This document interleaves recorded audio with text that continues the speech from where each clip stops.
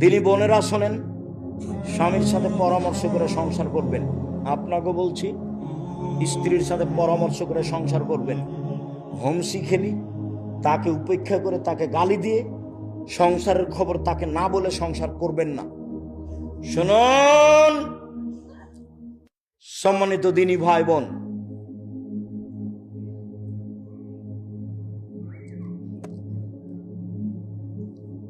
উপার্জনের পথ চারটে। এক, দিন মজুরি, কিষান কামলা পাট দেওয়া, সন্ধ্যায় টাকা শেষ।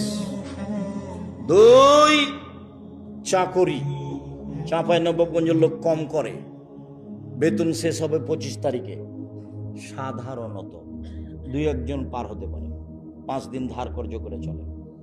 তিন, জমি চাষ, আম চাষ, সমান সমান কিছু সুবিধা বা নেই। চার, ব্যবসা।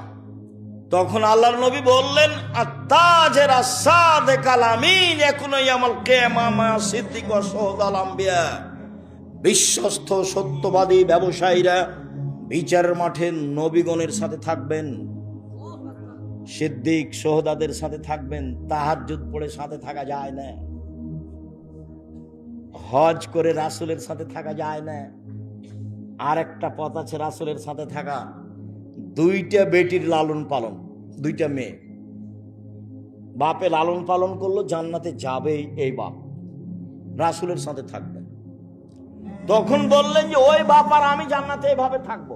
ফাজাম্মা আলস্তা সাবাবা, তর্জনীয় মধ্যমাকে জমা করে নিলেন। পৃথিবীর মানুষ শোনো, কেউ যদি 2টা মেয়ের লালন পালন করে, তাহলে আমি মুহাম্মদ সাল্লাল্লাহু আলাইহি সাল্লাম আর সেই বাপ একসাথে জান্নাতে এভাবে থাকবো।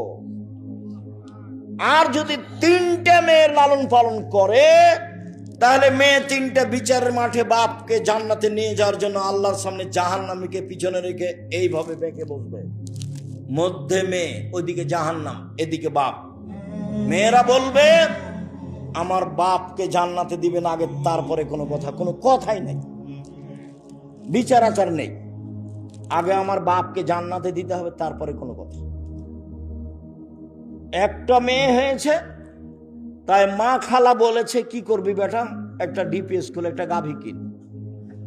2টা মেয়ে হয়েছে তো ভাবছে কি করা যায়।